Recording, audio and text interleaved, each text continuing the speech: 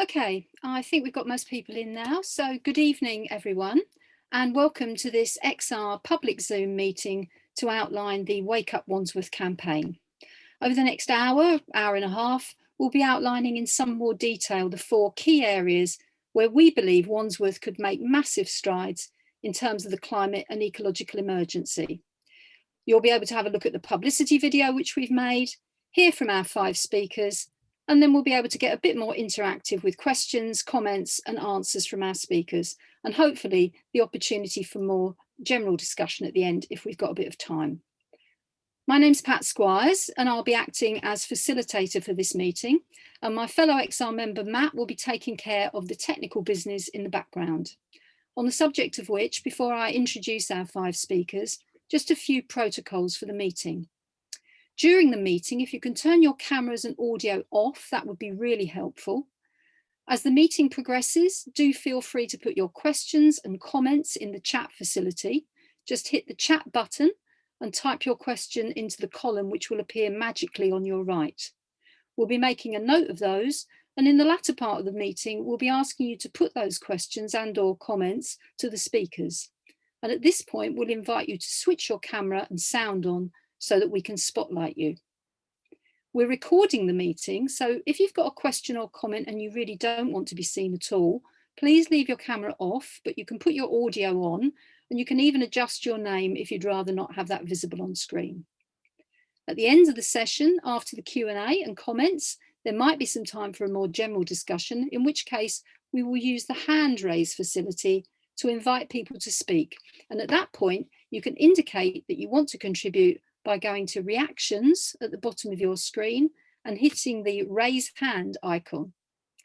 Finally, we will be keeping to time and the meeting will end at 9 o'clock. So apologies in advance to anyone that I ask to wind up, or can you keep it brief, or any other polite way of saying we're going to have to move on to the next person now. So on with the session. Before we go into the introductory video, I'd just like to introduce some of the people that you'll be hearing from tonight. As I said, my name's Pat Squires. I come from Battersea originally, and I'm a retired deputy principal of a college in central London. I'm a mum, I'm a theatre goer and a walker, and I've spent my life pretty much following the rules until I became so terrified about the climate emergency that I decided to supplement my relentless and sadly fruitless petition signing by joining XR and getting a bit more active in pursuit of saving the planet. So that's me. And now let me introduce you to our 5 speakers. First up will be David Smith. You should be able to see David in a minute. Okay. David will be talking about air pollution in Wandsworth. David grew up in Wandsworth. He's now raising his family in Putney, and he's been a tireless campaigner about air pollution levels and their impact in particular on children's health. He's the founder of Little Ninja UK, has highlighted just how dangerous idling is to vulnerable young lungs, and he regularly engages with politicians in pursuit of cleaner air in London. He's also something of a legend in Putney. Thank you for joining us tonight, David. And just to whet your appetites, here's David raising awareness on Christmas Day. Just a short little video, Matt.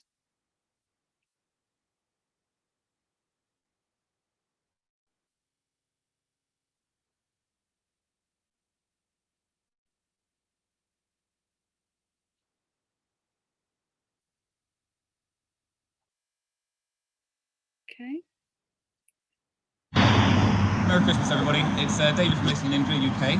I'm here with my daughter and my son. It's Putney High Street. If you have a look, it's nice and quiet today because it's Christmas morning, so I figured this is probably the only time I could come and demonstrate this. This is the reference station. As you can see, it's measuring at about a 2-meter height. I'm 6'3", so I'm breathing high concentrations than being recorded because I'm so much closer. My son at a meter height is breathing probably 30% more than me. My daughter in a buggy would be down about this height and therefore exposed to about 60% more pollution than me as an adult, and certainly more than 60% than actually being recorded. I'm not going to spend too much time on the high street, but I just wanted to wish you a Merry Christmas. Merry Christmas. Merry Christmas. Merry Christmas. That's brilliant. Thank you. Thank you very much. Thanks, David. Um, After David, we'll be hearing from Lucy Neal. Lucy you should be able to see her on the screen now. Lucy is a writer and theatre maker and was co-founder, director of the influential London International Festival of Theatre from 1981 to 2005. She's been extraordinarily active in the grassroots transition movement since 2008 and is well known in Wandsworth for her role in Transition Town Tooting and for her relentless campaigning work. She was voted overall South West London Green Champion in 2009 and has been in Extinction Rebellion since 2018. Currently, she's working hard to ensure that Fishponds Fields in SW17 in Tooting is open daily to the local community in daylight hours year-round as a precious community resource. And Lucy will be saying a little bit more about our green spaces demands. Next up will be Fergal McEntee, who'll be speaking about food waste and the insanity of Wandsworth burning food waste rather than composting it. Fergal is a renewable energy professional with 12 years experience in energy transition. He wrote the Solar School strategy for the Department of Education, has set up and run a renewable energy consultancy, and is currently developing solar projects in Brazil. He's a member of the Energy Institute and holds a master's degree in renewable energy in the built environment.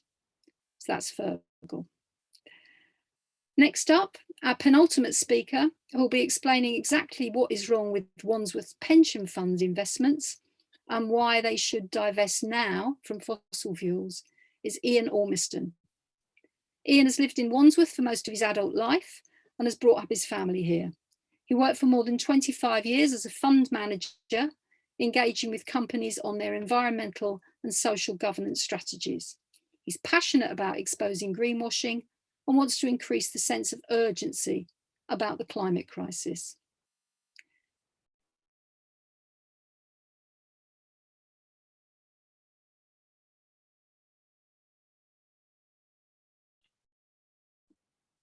And finally, saying a little bit more about Wandsworth Council's record, our campaign, and answering any queries about XR and our strategies will be Joe Taylor.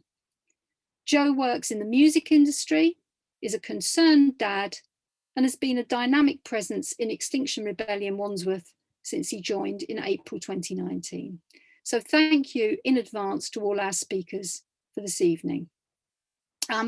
Now we're going to kick off the evening by watching the video which we made to introduce our demands of Wandsworth Council. Just to say, we were delighted when Wandsworth declared a climate emergency in 2019, and delighted as well that they appeared to be responding to citizens and to the 10,000 plus signature petition pleading for action on climate change, which was presented to Wandsworth Council. But since then, we have been so disappointed with the lack of urgency. And despite the fact that it's acknowledged as an emergency, pretty much the council getting on with business as usual, punctuated by the assertion that the council wants Wandsworth to be the greenest borough in London, and the odd bit of advice to individuals and businesses about what they can do. We know that there is so much more that can be done by the council itself.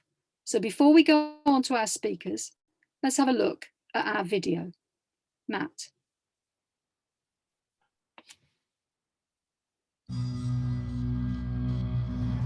Wandsworth Council declared a climate emergency in July 2019.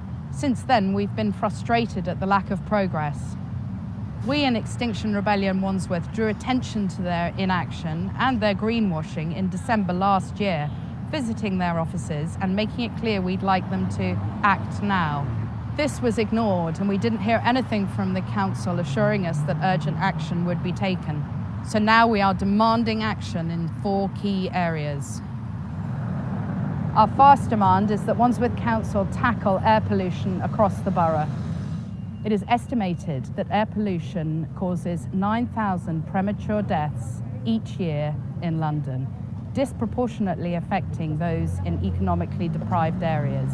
The legal limit for nitrogen dioxide, as set by the World Health Organization, is 40 micrograms per cubic metre. At 4 monitoring sites around Wandsworth, we regularly exceed that limit. It's 52 and 53 here on Putney High Street, 46 on Lavender Hill, and 42 at the Town Hall.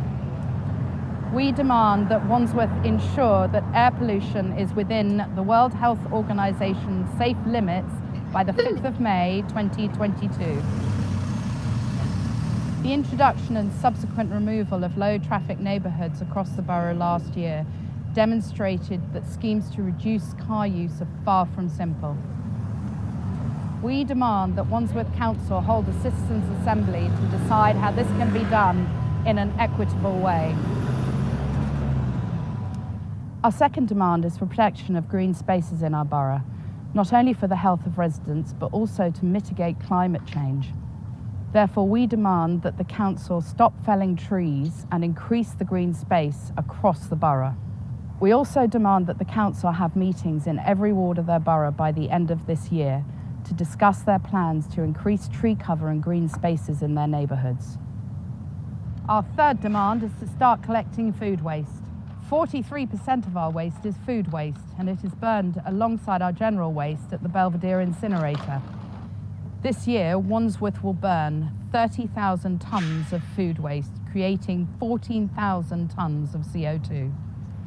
If Wandsworth Council were to replace incineration with commercial composting, it would be a carbon negative process. Carbon would be returned to the soil where it belongs. We therefore demand that Wandsworth Council introduce food waste collection pilots by the end of June 2021, and to use lessons from these pilots to roll out the scheme across the borough by the 5th of May 2022. Our fourth demand is that the Council divest from fossil fuel investments. Investments in fossil fuels and carbon-intensive industries directly contribute to our climate emergency. Over the last 4 years, the value of Wandsworth's pension fund has fallen by about £10 million as a result of their investment in fossil fuel industries. As of March 2020, the London Borough of Wandsworth had just under £103 million invested in the fossil fuel industry. We demand that Wandsworth Borough Council divest its pension funds from all fossil fuel industries by September 2021. We also demand more investments in green infrastructure going forward.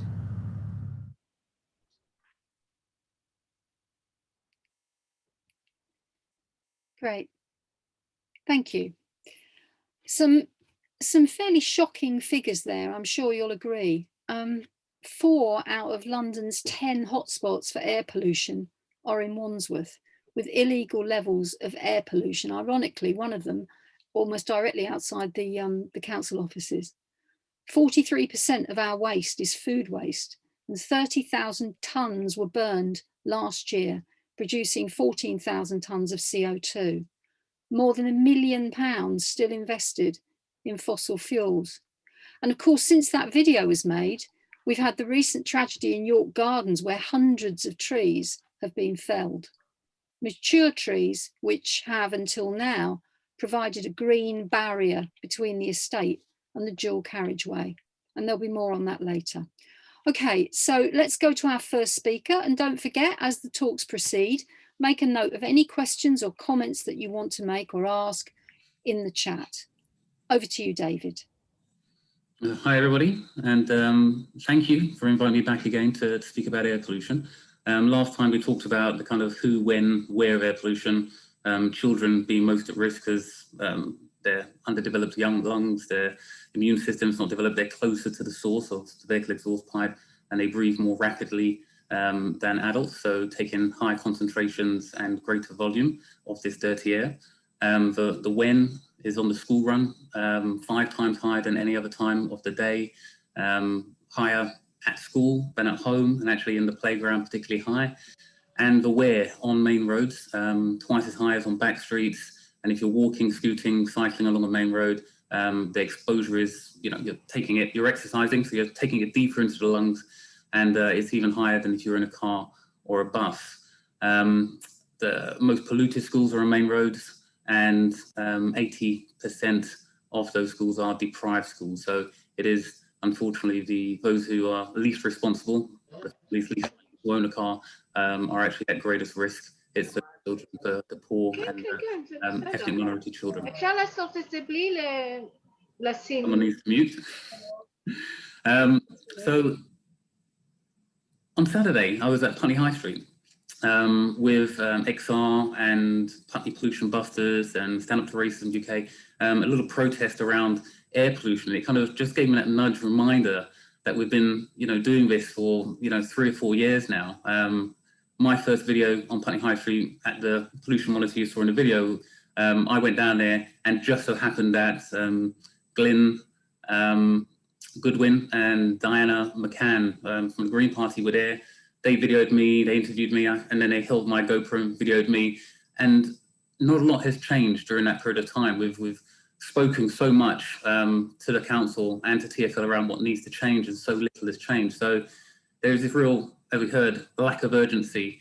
Lots of promises of advancement and progress just not really taking place. So frustrating for me as a father, when I've got 3 young children under 7, just to realise actually in this whole time, the air hasn't really improved. So, it made me think today what I wanted to talk about just briefly is just a couple of things I've done slightly differently than a normal kind of raising awareness and protesting, which have actually been effective, and just to throw that into the mix of ideas that we're thinking about. First one, West Hill where I live, opposite us is a bus stop, and we've got 3 lanes of traffic on that side, 3 lanes on this side. But on that side of the road, the traffic kind of congests all 3 lanes, and there's this kind of edge forward, stop, and lots of idling, which is the worst way to drive cars. That's the highest air pollution exposure. And we contacted Wandsworth Council, said, can we change this? No. Contacted TfL, you're in charge of this road, can we change this? They came and had a look, no. And in the end, it was like, well, what can we do? Thinking outside the box. Started video recording the problem, showing how close the traffic exhaust was to the people waiting at the bus stops, the children waiting at the bus stops. Then started videoing in the bus as a passenger and showing that we were delayed in traffic very severely because traffic would come up, spread into the 3 lanes, and that really should be a bus lane in that 3rd lane closest to the curb. That would also reduce air pollution exposure.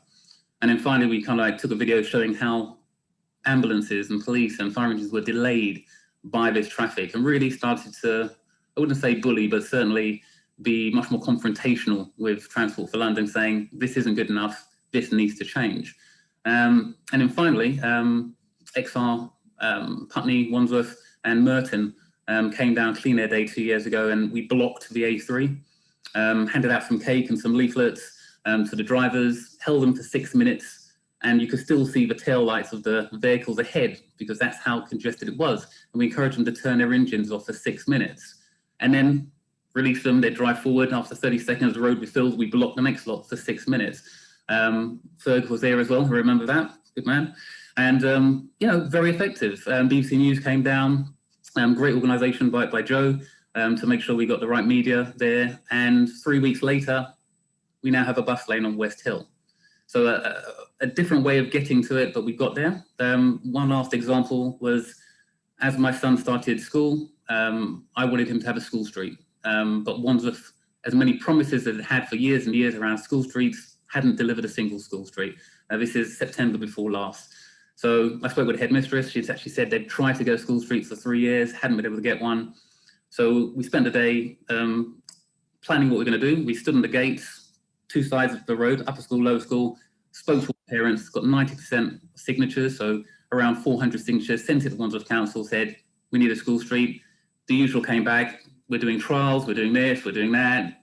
It's not going to happen. COVID comes along, and suddenly the council is saying, it's up to the schools what they're going to do social distancing and to keep people safe, kind of passing the buck slightly, and gave us the opportunity to say, well, actually, we'd now like to close the road for social distancing. They said, yes, that's a good idea, but as it came closer and closer to the day, nothing was done. So on the day itself, on the 3rd of June, the head mistress just simply said, we're going to close the road. And we closed the road. I got the GoPro out, video recorded it, and the next day video recorded it, and the next day video recorded it. And after around 6 or 7 days, the call came from the council saying, can we talk? Because actually suddenly we're getting retweets from MPs, people saying, actually, this looks like a great idea. Why aren't we doing this all over Wandsworth? And we continued on this vote until in the end, 21 days, we got the signage saying we are now officially a school street. So again, talk is good, but actually what we find is there is a lack of urgency from Wandsworth Council. Sometimes it's right to say, well, this is what we need to be done. This is how we would do it. You know what? You're not going to do it. We're going to do it ourselves. And there is that kind of embarrassment factor, which is actually, why isn't the council doing these things when these people have actually demonstrated how easy it is to do?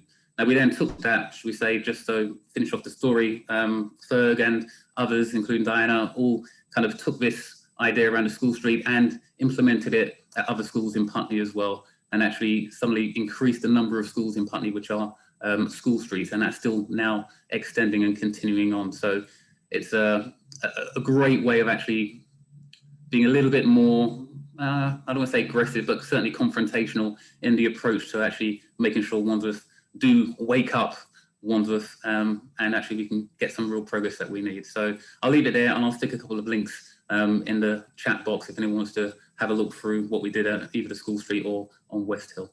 Okay, great. Thank you so much.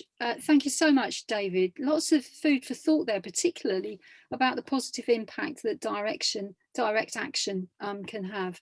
Of course, the LTNs last year did cause an enormous debate, but on the other hand, I think you'd be hard pressed to find individuals who don't understand the link between traffic and child health in particular. Certainly in my own area, in Thursdown, the outpouring of support for school streets in the shape of countless volunteers who rocked up to man the barriers was amazing. Okay, there've been a couple of questions, I think, in the chat about that. We will deal with those later. Now we're going to move on to Lucy, who's going to talk about green spaces, our green spaces demand. Over to you, Lucy. Hello, good evening, everybody. I'm going to talk for a few minutes about green space, and in particular, I'm going to talk about York Gardens to the north of the borough towards the river near the Winstanley Estate and York Road, and also Fish Ponds Field, which is in Tooting off the A24, that major arterial traffic corridor that goes through our town.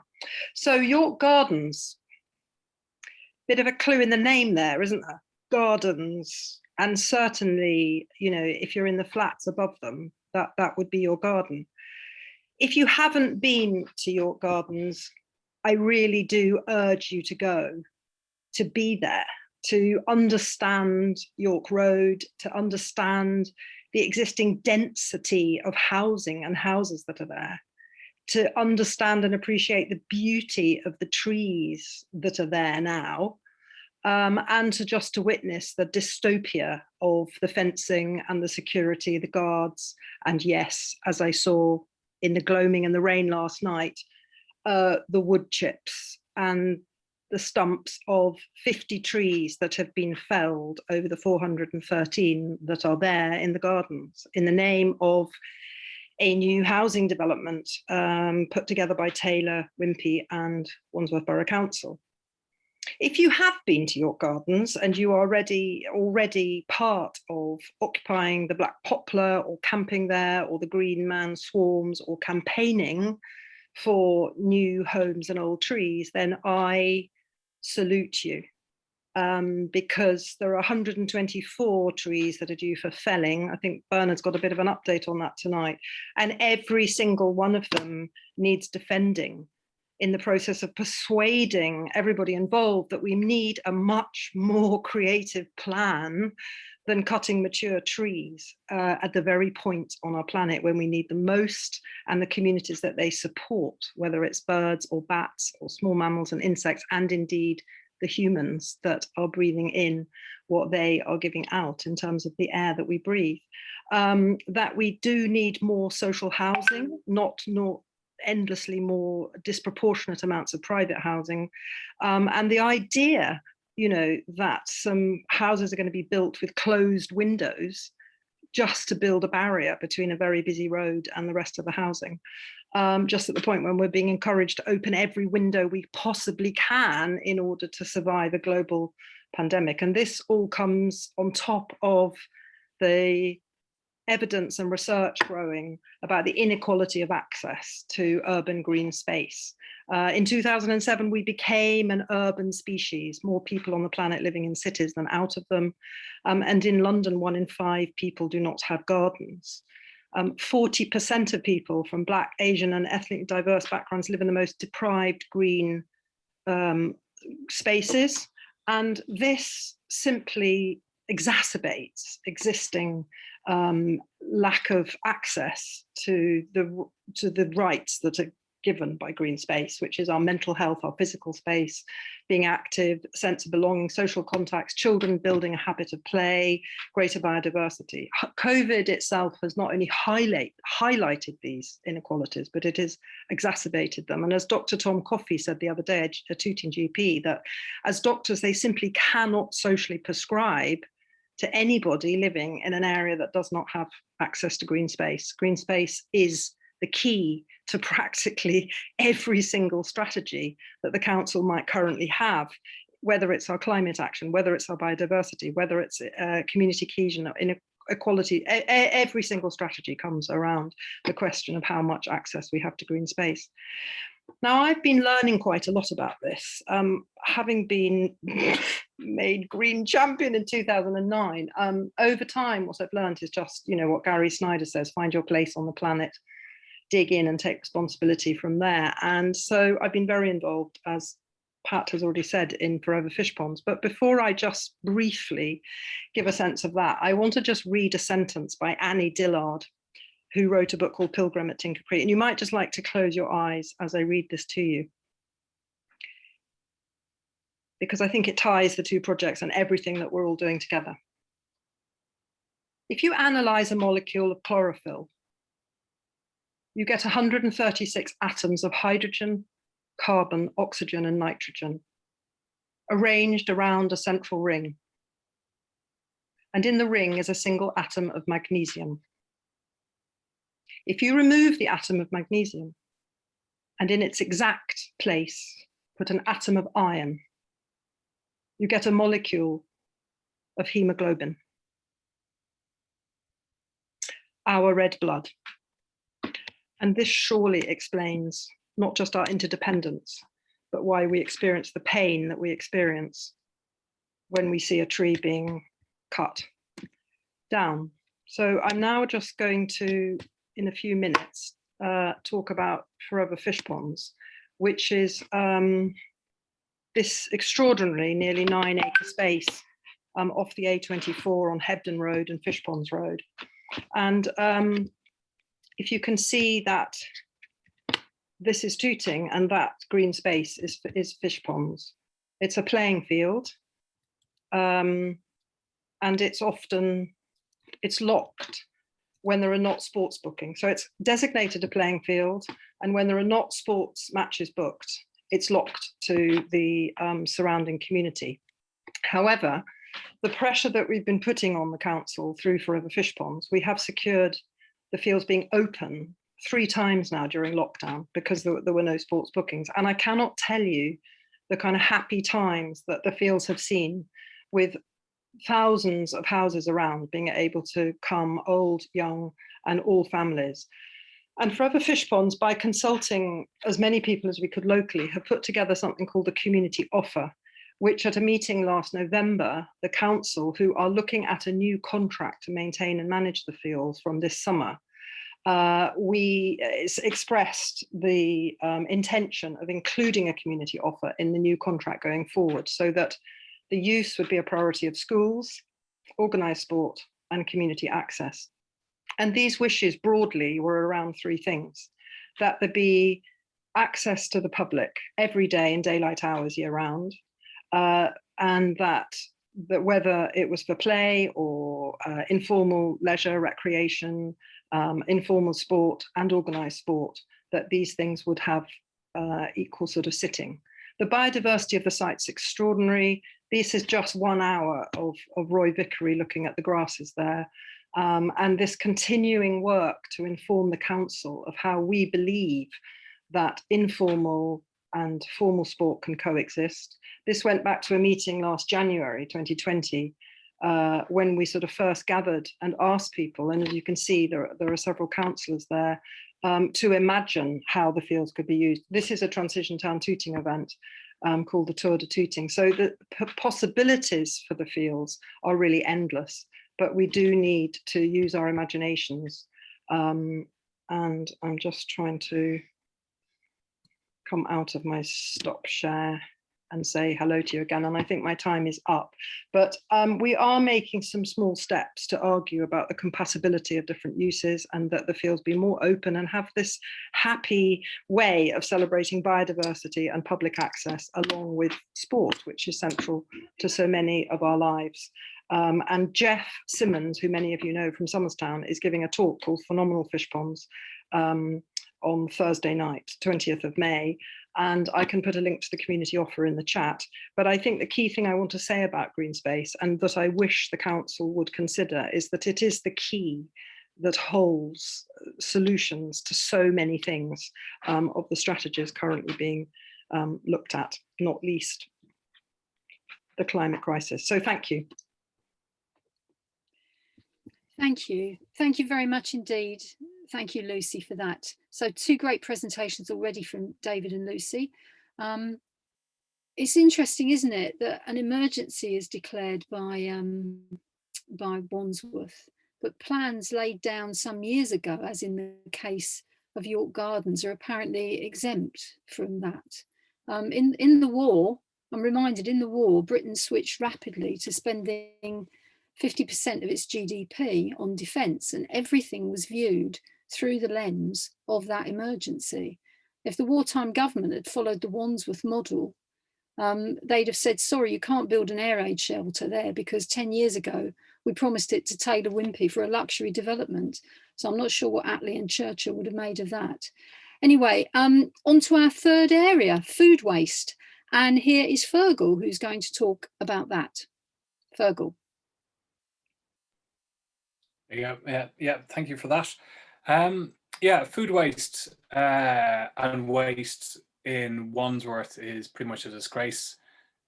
We've got nearly one of the worst recycling rates in the whole country. I think out of 345 councils, we're 341 worst in the country. So it's a recycling rate of 21%, which is absolutely dismal. And to make matters even worse, there is no food waste recycling in this borough. So every single piece of scrap food that goes into the bin is ended up getting incinerated. Okay, and also we talked about the figures there. 43% of what actually goes into our black bin is food waste. It's a national disgrace. UK is the worst country in Europe. We've got all these like 2-for-1 offers that we buy excess amounts of food, and we think it's okay just to go and just bin it. So we've got a personal problem with it, but we've also then got a problem once it hits our bins, what we actually do with it. So I'm just going to go and share my screen with you. So just bear with me for one moment. Let's share this one.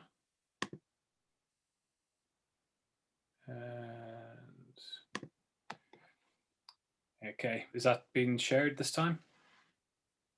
Wall of silence, I think that's a yes. Okay. There we go. So, yeah, so what is food waste? Well, it's pretty much the scraps that we have,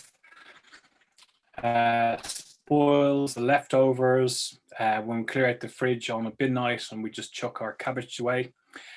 Anything that's organic is biomass. So we are actually biomass. So wood, trees, cuttings, and food, it's all organic matter, and it naturally breaks down. So the waste that Wandsworth has, it's a huge problem. We have 80,000 tons a year of waste. That's 240 kilograms per person across the borough. Of that, 43% is food waste. When we burn it, we've got 30,000 tons of food waste. It creates a vast amount of carbon dioxide, which is the main greenhouse gas that's causing climate change. And on top of that, it also has these different air particles, PMs, 2.5 and 10, and a couple of other gases that it gives off. So it's nasty stuff when it's burnt. So we've got different things that we can do with it. We've got anaerobic digestion. And what anaerobic digestion is, if it goes to a landfill and it's just left there, it will naturally decompose. And in landfill, what it causes is methane gas, which is a way powerful, more greenhouse gas than carbon dioxide, which is not a very good solution. So we don't want to be chucking anything into a landfill. We've got an alternative, which is anaerobic digestion, which has been around for thousands of years. People have been using them all over the world naturally. And it's a process of actually how our own stomachs work. So we naturally break down organic matter in our stomach. So we've got our own little digester going on. And when you use anaerobic digestion, you create methane gas, and the gas then we can use it to convert for producing energy. And it's actually 100% renewable. So it's a very good use of food waste. What we do at the moment in Wandsworth is we get all our food waste, chuck it into our black bins, and it goes and it's brought down to an incinerator, and it's burnt. So in other countries, they don't have incinerators, they just burn it naturally. Here we burn it, but to actually burn organic matter uses a vast amount of energy. So it's not a very efficient way of actually producing any energy. And we get sold that incinerators are good because they produce energy, but you have to put a vast amount of energy in actually to actually burn anything that's wet. Wandsworth carbon emissions. We have these different scopes 1, 2, 3 from gas, from electricity. Scope 3 is food waste. And you can see here, just the bottom right-hand figure, you can see that the emissions for food waste is increasing. It's gone from 50 to 56 to 62%. That's because the rest of the emissions are decreasing. So you can see it is actually a problem in Wandsworth, and it's now the main form of our carbon emissions. Okay, so we've got this argument, and I've had it several times with some councillors. And quite simply, it is we should bring in food waste recycling. And the answer we get is no, because you're going to have extra trucks, and the trucks need diesel, and they're going to produce carbon emissions. Well, we've worked it out that it uses about 22 kilos of CO2 per tonne to collect, versus 454 kilos of CO2 when you actually incinerate it. So that kind of dispels that argument. Then you also have the actual cost of collecting black bins and incinerating them is about £150 a tonne, which is extremely expensive. Next slide. So options, financial and costs. So if this is a business case, anaerobic digestion, it's £30 a tonne to get rid of it versus £154 a tonne. So you've got a huge financial savings. There's another option, aerobic compost. So people can get compost bins in their house, so they're aerated, so it stops methane from forming, but you can do this on a commercial scale. It's a little bit more expensive to collect, but it works just as well. So our demands for Wandsworth Council is we want to have a food waste trial by June 2021, which is coming up next month. So we want them to actually take heed and start leading on this, and actually then have food waste collection across the boroughs by May 2022. So we do actually have a regulation that's coming in, and the regulation that's coming in by 2023 is to stop food waste across all of the UK. So Wandsworth Council are actually going to have to do this anyway. So we're saying, because we're in an ecological and climate emergency, it makes a business case to do it. It makes sense for reducing carbon emissions that they actually should start trialing it now, sooner rather than later. And yeah, that's my 5 minutes up, 5.5 minutes. And I shall pass it back to Pat. Thank you. Thank you very much indeed, and lots of questions and comments in the chat there about food waste. I mean, you really couldn't make it up, could you? Burning food waste, it's got to be the height of insanity. Okay, now we're going to pass over to Ian Ormiston, who's going to talk about divestment. Over to you, Ian. Hi, good evening. Divestment feels slightly less tangible than all our other demands. A little bit different and a little bit removed from us in the borough, but hopefully what I'll try and explain is there's a local dimension to it, and obviously there's a big global one, which is about global warming and the climate emergency. Now, all we're asking Wandsworth Council to do, to start with, is to actually divest its investments in fossil fuel companies. So whether that be via equities, via their investments in bonds, all exposure, we think they could quite easily do. Now, what actually is divestment? It just means sell these instruments. It's a fairly simple process, and for Wandsworth, they don't actually manage their own investments. They appoint either fund managers or they're in a collective scheme with the other big London boroughs. But they do have it within their gift. They have a set of guidelines for their pension, and they could actually physically tell their appointed fund managers that certain companies and types of companies they don't want to be invested in, and therefore they'd like those stocks and bonds to be not within their portfolio. So they could just say to their appointed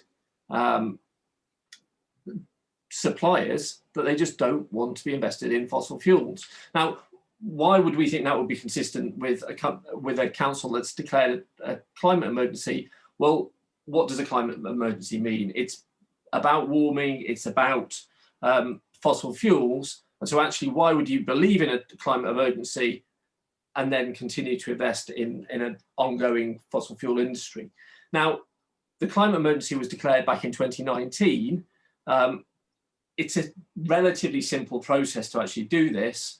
And yet here we are halfway through 2021. And yes, there is some progress, and we're waiting for an update from the council, which we've been promised on the process of divestment.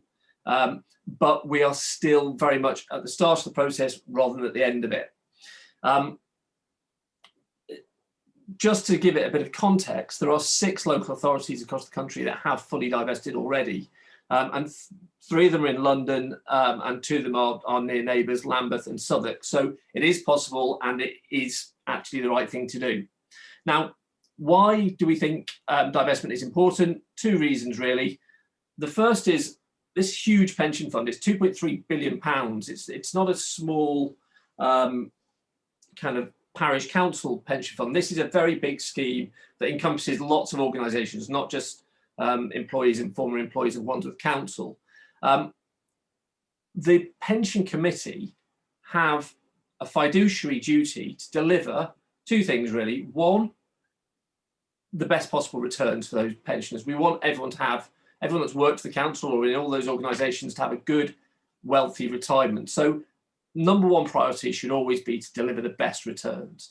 Now, historically, people have used this as an excuse to say, well, actually, we can't ban ourselves from investing in certain things because that might damage our returns. Well, actually, increasingly over time, the interests of financial return and moral obligations of the fund to invest sustainably are fully aligned.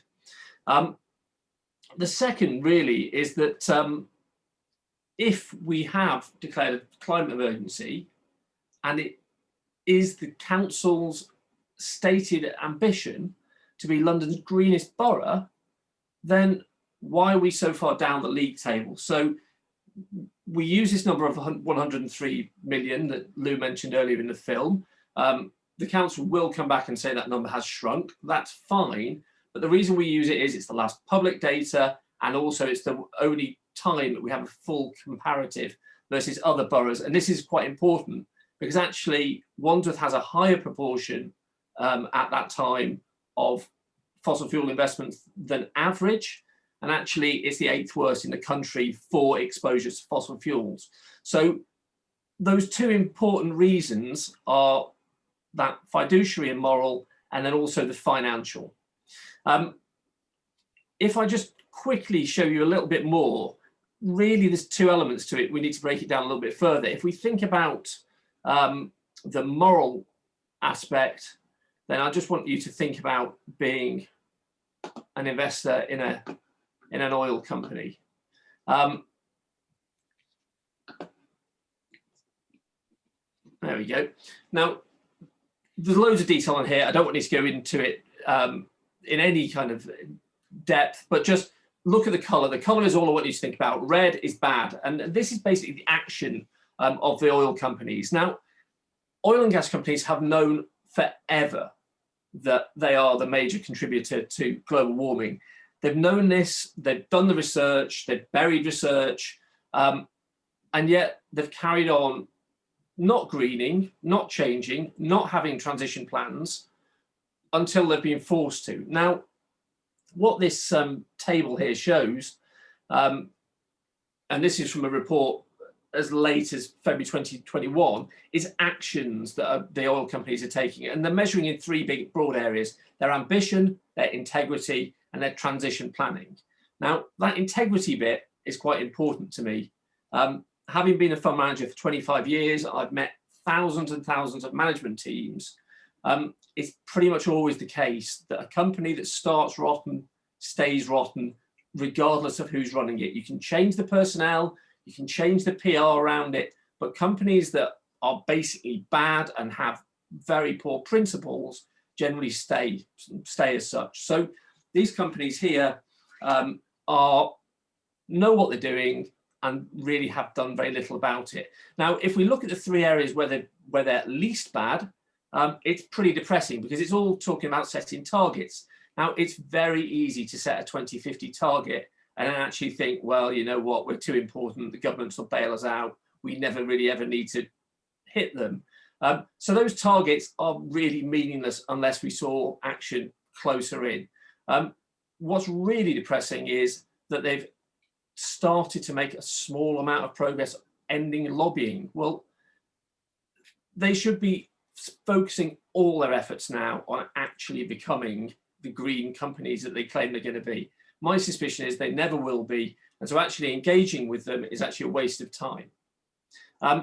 Now, my view isn't entirely agreed with by everyone, and this really takes us on to the financial benefits of not owning oil companies. Now, in the film, you heard that there was an opportunity cost from owning oil companies, and that amounted to something like £10 million. Not huge, but if they'd been invested in the right things on the opposite side, then actually that number could be far larger. And overall, local authorities have cost themselves £2 billion by staying in oil and gas companies over the last 5 years. Now, since we last gave this talk, these two headlines have appeared. The one on the left with the oil dripping down there was in a thing from a pension provider. And someone wiser than me said that if you see a headline that has a question mark at the end of it, the answer is always no. And we all know that, and it's actually absolutely the case. And if you read the detail in his article, the chap tries to find a reason, can't find any at all. And he eventually falls back and says, yes, but you get a 5% dividend. Well, you do for now. What happens if the business doesn't exist in 5 years' time? So my answer to that would be no. Now, strangely, I'm going to pick a fight with the world's most successful, most famous investor, Warren Buffett and his colleague, Charlie Munger. Now, they're legends, they've been around forever, but they're showing they're old and out of touch. So recently at their shareholder meeting, there were several motions proposed, one of which was that the company just say where they are on ESG, which is environmental, social, and governance. So just tell their investors how they stand on all these issues. And Buffett very, very disparagingly described people asking for that information as vigilantes. I've never really heard BlackRock, the world's largest fund manager, described as a vigilante, but hey, Warren obviously knows best. The second element is they've recently bought into Chevron. And their reasoning for it was, it's a great investment. Well, it's not, it hasn't been. And also they went on to say, yeah, they're not the greatest people, but all companies have bad people within them. It's a really weak, horrible thing to say. And, you know, us as pensioners and investors should never feel comfortable being invested in companies like that. Now, the last one is a lovely picture. And if this was an engineering talk, we could all get excited about a picture of a boat. That thing down there is the Prelude, which is owned by our favourite UK Dutch Shell oil company Shell. That thing weighs 4 times as much as the largest aircraft carrier on the planet. And just the reason why I've got it in there is not so we can sit and look at boats, it's to talk about cash flows. Now, some of the people that argue against divestment say, well, you know what, the oil companies, if you divest, you do drive down their share prices, you cause their bonds to be more expensive. So borrowing is more expensive, issuing equity is also more expensive. So it might be more difficult for them to fund themselves, but it doesn't matter because they throw off lots of cash anyway. Well, it just isn't true. It's a very, very expensive business. Now, this thing floats off the sea off Western Australia, and it launched last year. It hasn't really worked properly. It's been an absolute disaster. But the big thing is the number that is attached to it. It's cost between 12 and 19 billion dollars to build this one vessel. Now, you think how many projects Shell are involved in every year. They are spending capex like mad on getting more hydrocarbons out the ground. They are not transitioning. So yes, you'll hear big numbers on the building solar and wind, but compared to what they're continuing to pump into hydrocarbons, it's still a small number. So that's just the first bit. Divest now. There's no reason why Wandsworth wouldn't do it today, as far as we're concerned. And yes, we're pleased that some of this has been done, but let's get the rest done quickly. Where do we want that money to go? Well, it should be going into stuff like this. Again, one of the excuses historically is, well, there isn't enough stuff to invest in. Well, it's just not true. So the reason I put these nice pictures in there, the one we always think of, yes, Tesla. You can go and buy shares in Tesla. I mentioned it last time. It seems like quite an expensive company, and you certainly wouldn't want to put all your eggs in one basket. But that Tesla is attached to a thing which is called infrastructure. There is a ton of charging infrastructure that needs to go on. The bus above it, again, needs infrastructure. The fleets of buses that should all be any form of low carbon, whether it be battery, whether it be fuel cell, they all need to be invested in. And governments may not need to own them. Green bonds can be issued, all manners of doing this. If we carry on round, obviously the one that we always think about and the classic investment for a pension fund and for a long-term investor are wind farms, particularly offshore wind farms, really steady, now largely at grid parity in Europe. So good investments. Down below there, agriculture, it can be done on an environmentally friendly, low carbon basis at industrial scale, but obviously that has to be well monitored. And down there at the bottom, that rather scrabby looking valley I've put in there, well, it's beautiful, it's nature, and that's a bit of nature that used to be farmland and is slowly being returned. Rewilding can actually be an investment because people are prepared to pay for those areas to be returned and to become carbon sinks rather than carbon leakage. Talking of leakage, down the bottom, water infrastructure is a disaster. There's 2 reasons why that needs reinvesting in. 1, obviously it costs a fortune to clean water. 2, there's a real scarcity of water, and that is going to continue to increase. So that again is a really positive decarbonising type investment. And in the middle, finally, there is so much to be done around construction, about new build.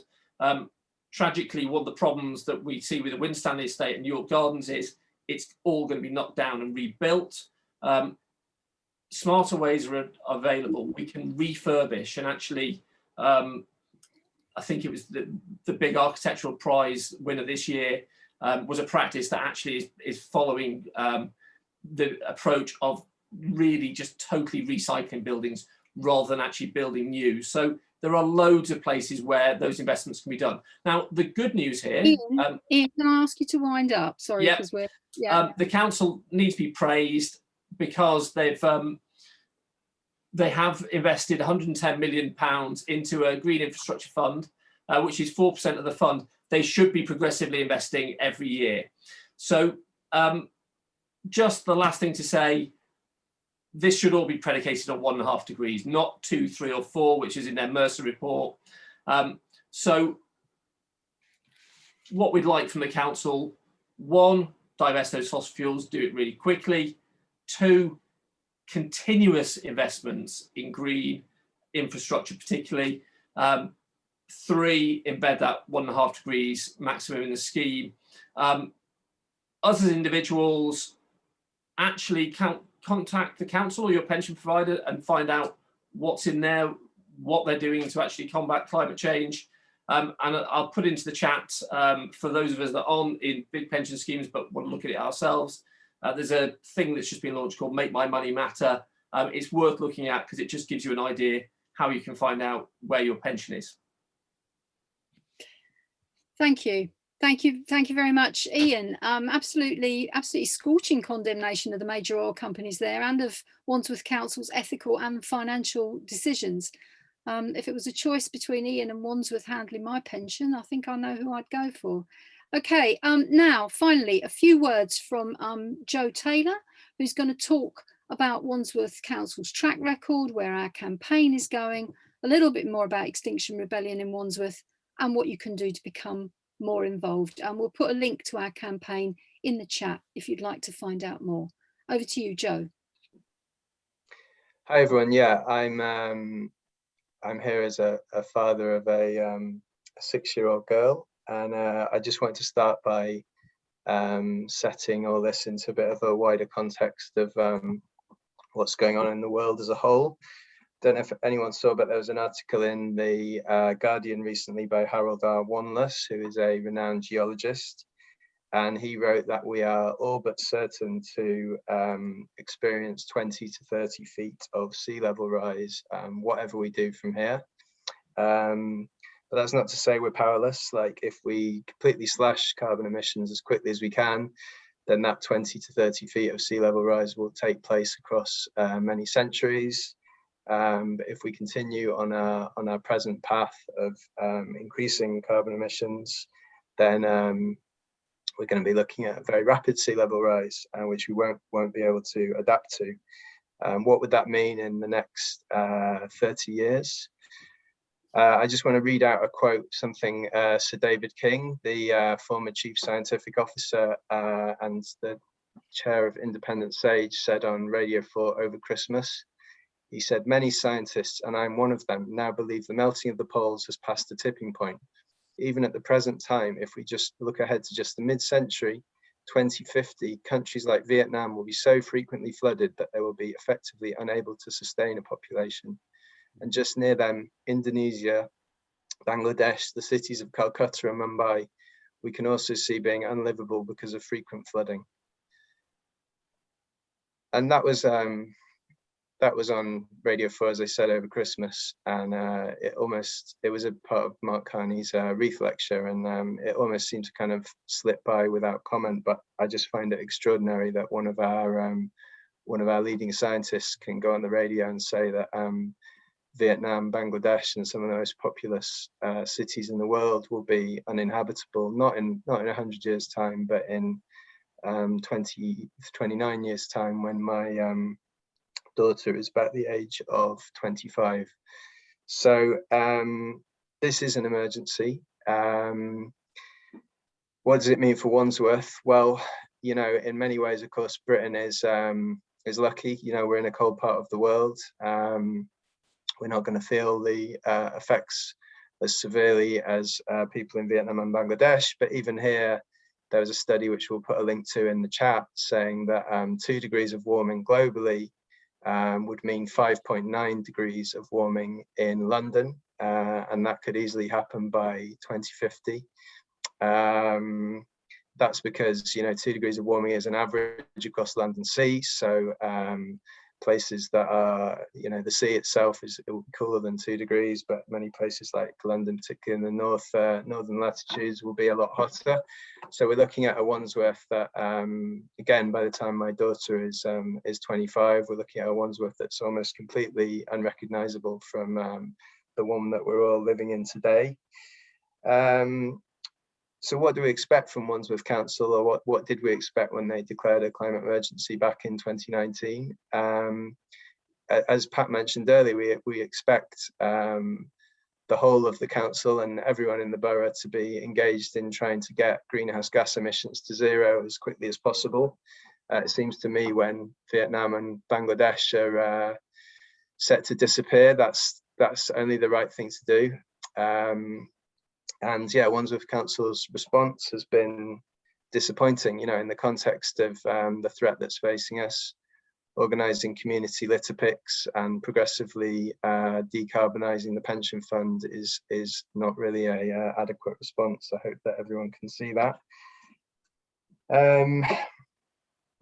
Just want to briefly talk about the 4 demands. Thanks to everyone for the for excellent talks. Our demand around air pollution, which David spoke so eloquently about, is that we form a citizens' assembly, or Wandsworth Council call a citizens' assembly on air pollution.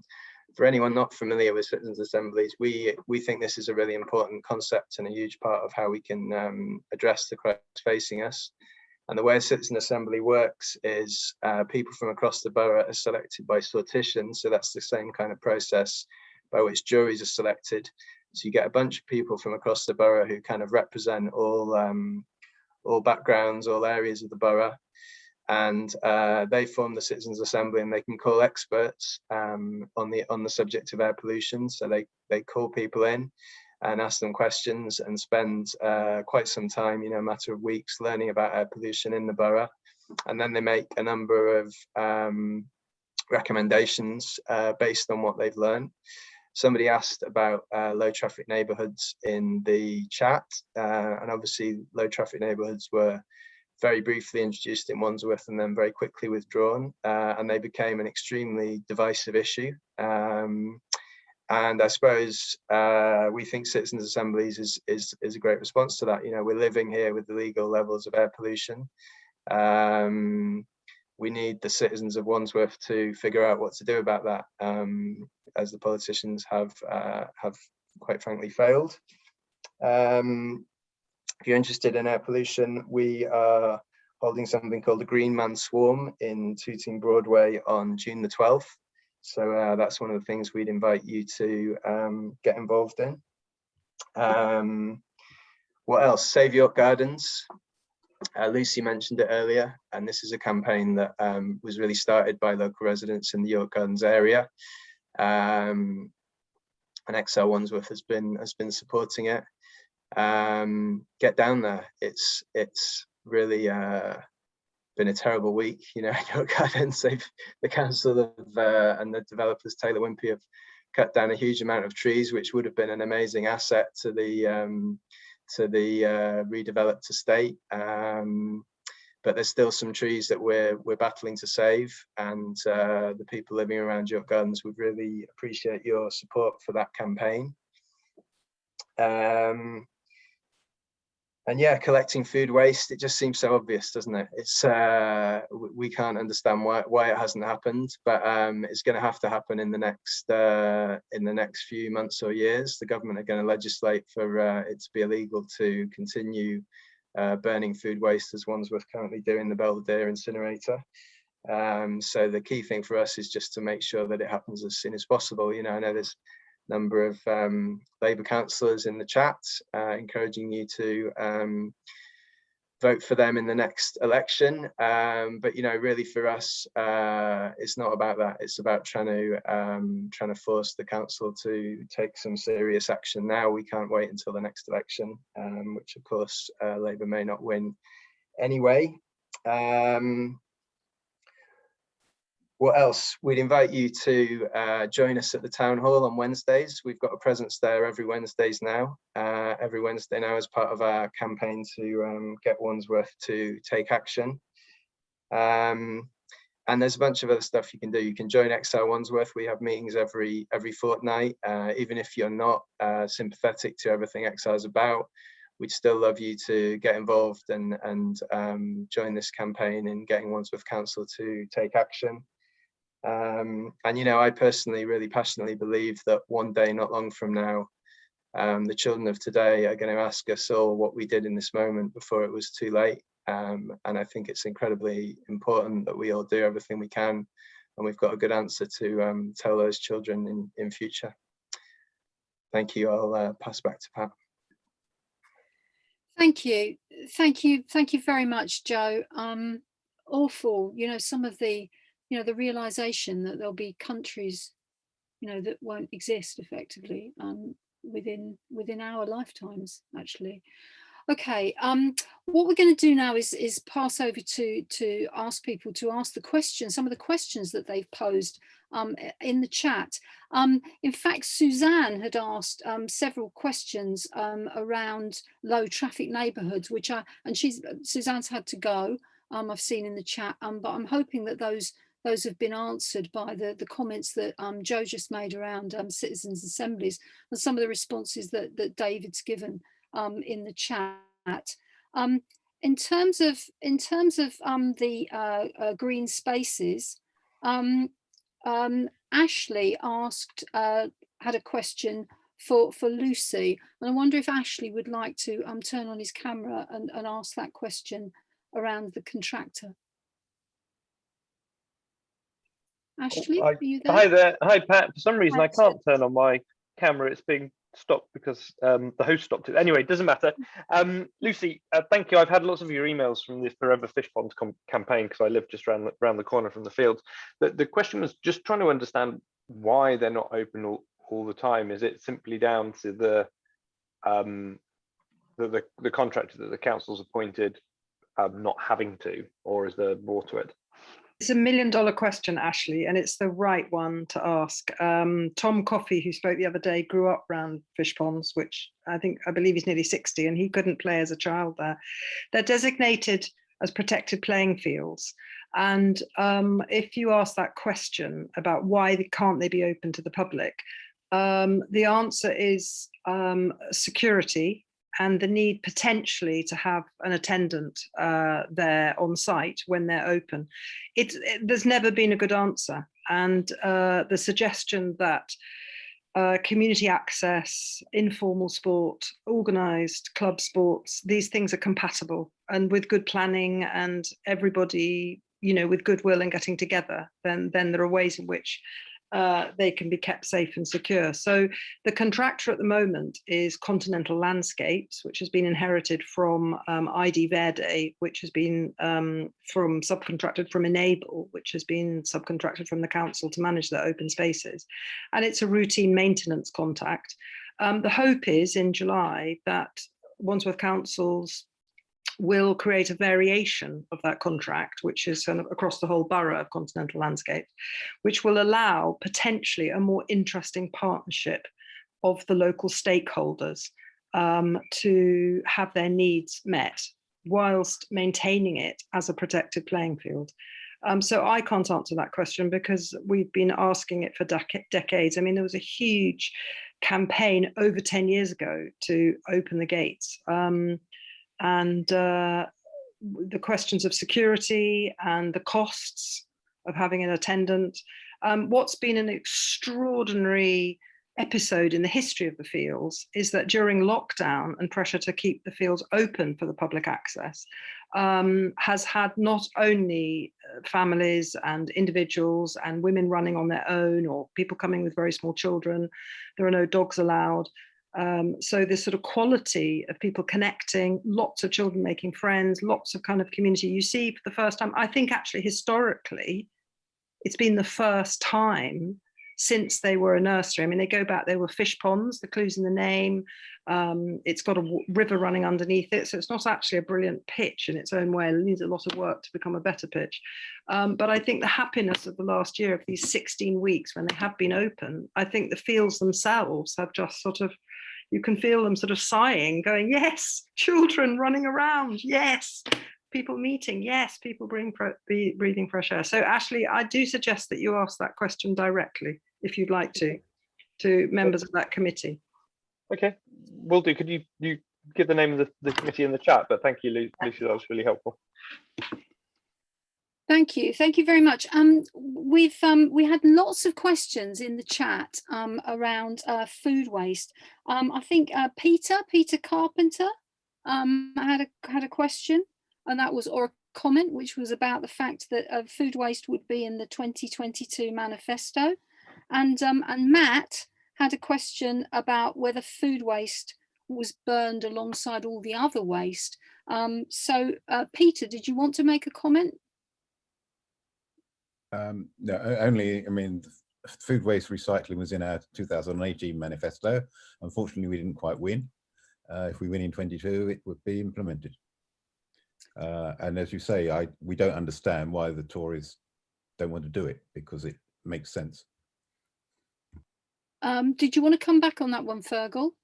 Yeah, so the whole thing is, it's, you know, by 2023, we've got the new environmental bill coming in, and that's saying that we have to, like, you know, stamp out like food waste from going to black bins. So we know we have to do it. So the council knows that we have to do it. The business case for doing it, they say by 2024 that they've got this contract with the waste management, but you can break the contract, you can pay the penalty, and you can argue the toss with them. And what's changed is, we know that we're in an ecological and climate emergency, and the council has a duty to act and do everything in its power to actually stop causing vast amounts of carbon dioxide. And they can knock that on the head by simply changing contracts. And I've actually spoken to people who actually deal in food waste, and they can't believe that they're actually, Wandsworth Council is wasting. It's actually essentially wasting money. You know, you look at the business case, and it's 150 quid versus 30 quid. So you're talking about a huge amount of savings, huge amount of carbon savings, and it will put them on track to actually try and get them to their 2030 target. So yeah, I think we just need to all put pressure onto Wandsworth Council and really step up this campaign, this food waste, and it's just totally unacceptable. And I just, one other question I saw in the chat there about the recycling. Yeah, just is the recycling burnt? What happens is, there's not enough recycling bins there's a lot of people living in flats in Wandsworth, and they haven't got proper recycling facilities. And then also, people don't know what to put into recycling.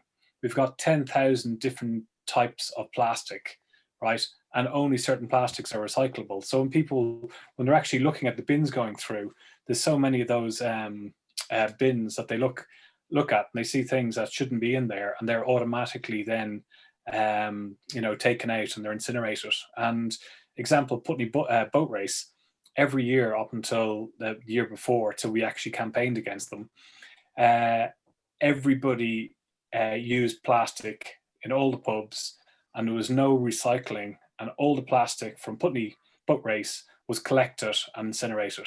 Okay, so we just need a complete mindset change within the council, and that's what's needed.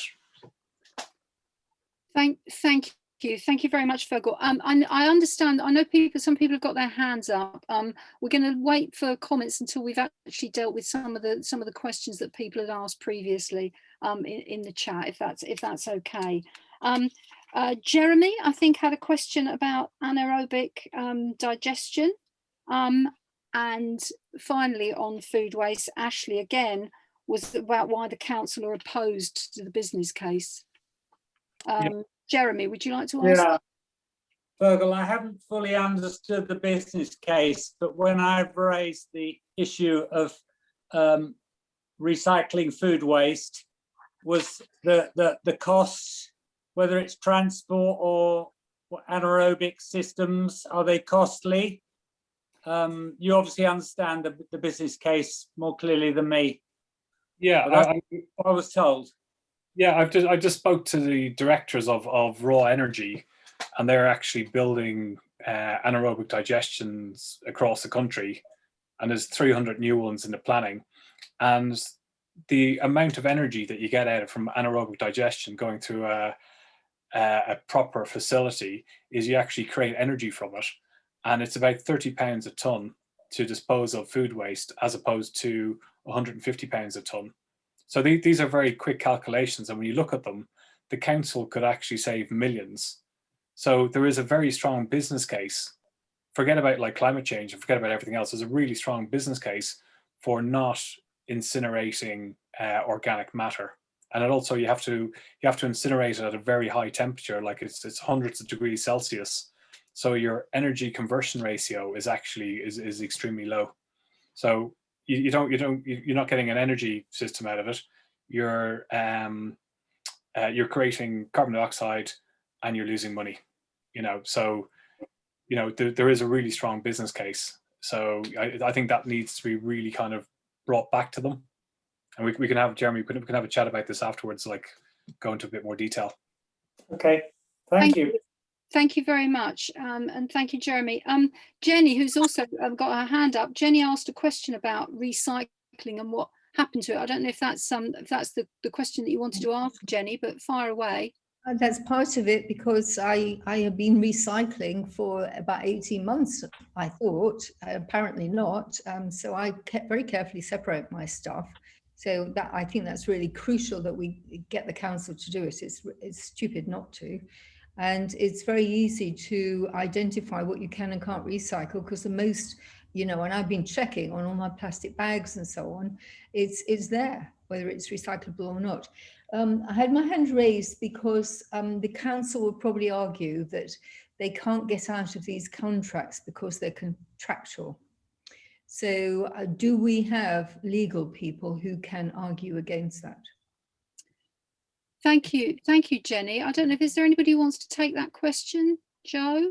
Well, I'm told by a councillor that there is a what do you call it, like a get out clause in the waste collection contract to enable Wandsworth to collect food waste.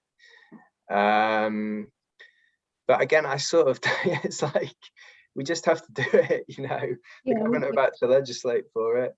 No, but the argument, sorry to interrupt, Joe, but the argument will be, well, we're in contract, so we can't. And we just have to push back and say, you can change the contract and get out of it. And we would like to do this. Absolutely. Let's see if the waste collection companies refuse to allow food waste for collection for contractual reasons, then we will join the ruling party's councillors in taking non-violent direct action against them. And I'm convinced, 100% convinced, that will be effective. And sorry to put in again, but we could, somebody said, well, not everybody's got a garden. We could have a street compost bins every few hundred yards on a street. Everybody can put their stuff in there and it will compost. So I think we all know that there actually are answers to this. Yeah, so thank you very much. Thank you for that.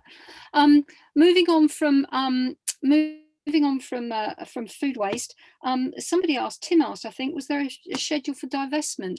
Tim, did you want to ask that question if you're here still? Tim, is Tim still here? Oh my goodness. Am I speaking? You caught me off guard. So you asked a question about divestment, Tim. Yeah, I just there's always talk about we've got it in the pipeline that we're going to divest, but there's never a schedule for when it's going to happen by. So it could be, when could it be? It could be in 10, 5, 3 years time. I just wanted to know whether there was a schedule for divesting. I think, am I right in thinking Councillor Lever who's actually might have some knowledge on this matter? I did it's Councillor Carpenter here. I did answer it in the chat. I said that I expect the new allocation to be done by the end of the year, but it will depend to an extent on market conditions, because obviously we don't want to lose money when we move from one thing to another. So just to be clear, Peter, are you saying that you expect all the fossil fuel investments to be sold by the end of this year if market conditions are allowed? It won't be all of them, because what we agreed was a repositioning of our portfolio to reduce the carbon footprint. when we actually reduce the carbon footprint by considerably more than simply divesting the fossil fuels would. But there will be some residual fossil fuels because we're moving to an MSCI index, which will have a tiny amount of it in it. Does Ian want to come back on that one? Ian? Yeah. We actually dealt with it on the last time. It's a bit of a fudge because the council have got rid of their UK exposure, or the pension committee are getting rid of the UK exposure for the fund after 5 years of terrible performance of the UK and switching into global. And that gives you, I think some of you remember from last time, it just changes the blend in terms of the weighted average carbon intensity. It's not a particularly positive action, it's just shifting one bucket to another. What we're actually proposing would be a much more positive thing, which is doing much more of the investment that Peter did mention, the just over 100 million that's going into the Green Infrastructure Fund. So that should be a progressive step rather than 4% of the fund and that's it, we've done it. Weighted average carbon intensity is okay, but Peter, I guess the question from me to you is, why do you follow an index if you've declared a carbon emergency, a climate emergency? Why wouldn't you get rid of high carbon? Why would you follow the MSCI? Do you want to come back on that, Peter? Yeah, okay. Look, the pension fund is following the overall council's climate emergency target of being carbon neutral by 2030. So this is the first step. No, we're beginning to reduce our carbon intensity. We've got a lot further to go. Essentially, pension funds work on 3-year cycles. We have this triennial valuation. Every time we have the valuation, fortunately at the moment we've got more money than we actually need, so that gives us more flexibility to move our funds around. And we're currently doing this year's cycle. We will be doing another cycle in a couple of years' time. And we're determined to get to carbon neutral pension fund by 2030, and if we can get there quicker, we will. Can I just come back on that, Pat? Yes, of course, Joe. I mean, I just find this absolutely extraordinary. Like, the International Energy Agency just put out a report today saying, not to put too fine a point on it, we've got to stop investing in fossil fuels. Even Shell, who are like you'll call it the most into renewables of the oil majors, are investing £5 in renewables for every £95 they're investing in fossil fuels. And Wandsworth Council own a lot of shares in Shell and a lot of shares in BP, who are slightly worse. So what you're investing here in is radical evil. Like, this is incompatible with a habitable planet. This investing in Shell is investing in the death of Africa, the death of Vietnam, the death of Bangladesh. It's actually completely unconscionable, and it also makes no financial sense because we're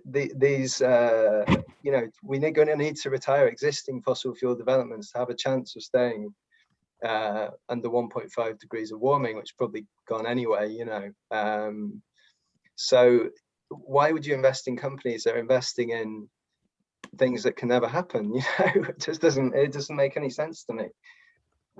Thank you, Joe. I think we're going to leave that one there. Okay, I mean, fine. I think the point that's being made is that we are in an emergency. Well, I mean, do let Peter come back if I don't know. Well, I'm also conscious that we're 2 minutes away from 9 o'clock, but briefly then, Peter. Okay, I mean, the changes we're making will virtually eliminate Shell and BP from our portfolio. Virtually. Yeah. And I suspect next time we do it, we'll get rid of them completely. But I can't guarantee that. Well, it's a moral question as well as a financial one, isn't it? Look, I'm going to ask, John and Haggis have had their hands up to ask questions. So, John, have you got something that you wanted to ask, but we're going to have to be really brief? John Lever? Yeah, I'm here. My question is, how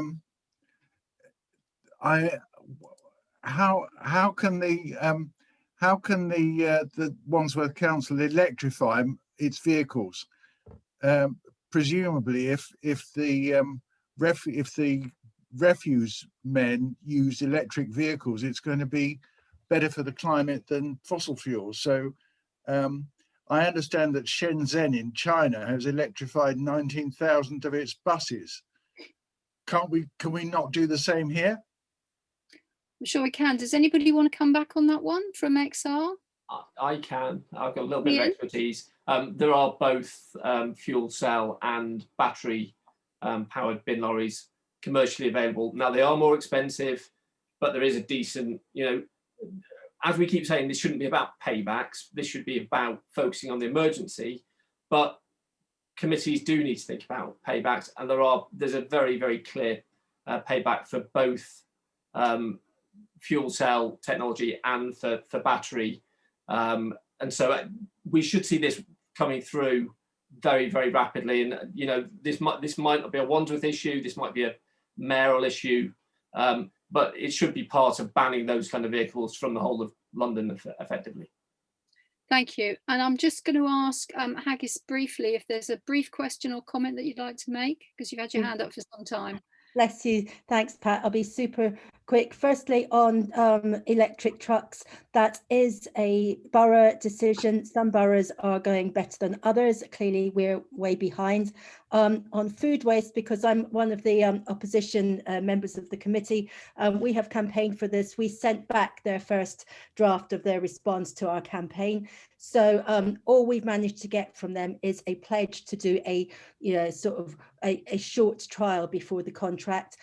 What I'd really like everyone here to do is to start collecting our own food waste, start tweeting about it, start doing it, doing all the social media, because we need to push them on this, because they will use that contract. There was a break clause, I believe, but that has gone. They chose not to use it. So we need to make it happen sooner.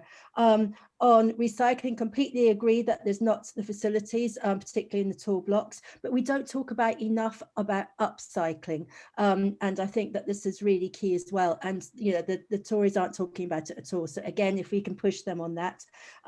Fish ponds, completely agree with Lucy. I mean, we've had lots of conversations about access to green open space. The person to write to, I put it in the chat, is Steffi Sutters, who is the committee chair. Lucy will guide you, I am sure. And I think that's it. But any other questions, I'll put my email. You guys know how to get me anyway, but I'm happy to talk about it out here. Thank you very much. Thank you, Haggis. Okay, we're just gone 9 o'clock, so we're going to wind up now. Thank you all very much indeed. Thank you to our speakers and to all of you who've been with us tonight and for your contributions. If you genuinely would like Wandsworth to be one of London's greenest boroughs, and you think that Wandsworth Council needs to stop sleepwalking and wake up to the climate emergency, and you want to get more involved, do message us direct on xrwandsworth@gmail.com, and we'll put you in touch with your local affinity group and sign you up to our newsletter. If you're part of another organisation which shares the same values and concerns, again, we'd be very interested to talk to you about partnerships. You can join us on our regular Greta-style Wednesdays for Wandsworth protest outside the council offices, 4:30 every week, or come to one of our fortnightly XR Wandsworth meetings, or sign up to our newsletter. If you want to get in touch, you can also reply to the email that you'll receive after this session, or go to the website, or even look out for us on Facebook and Twitter. And if you want to remind yourself about anything from this evening's meeting, we'll be posting it on our YouTube channel tomorrow, so Google us. So good night to everyone. Thank you very much for joining us. Love and rage from all of us here in XR Wandsworth. Good night.